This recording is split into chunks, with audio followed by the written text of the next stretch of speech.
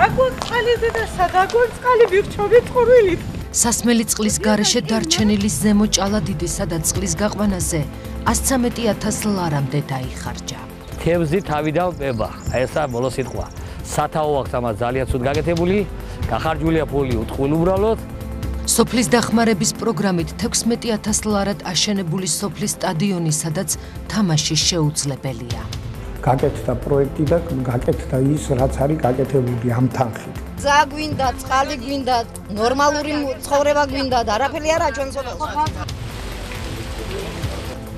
ხაბუმეს საჯარო სკოლა, რომელსაც სახურავი არ აქვს და კიბეების შეკეთება დაუფინანსეს. თუ არ ვიცოდით ჩვენ და 130 მაინც კიბეები და შიფერ მოგვიტანონ იმ ფულით და ჩვენ მეტი არაფერი არ გვინდა. მუნიციპალური განვითარების ფონდიდან და სოფლის დახმარების პროგრამიდან მოტეხილი მილიონები, რომელზეც პასუხისმგებელი არავინაა. ნახეთ სტუდია GNS-ის მიერ მომზადებულ კვირის რეპორტაჟში. კვირას ახლა უკვე ახალი დროით, საღამოს 10 საათზე.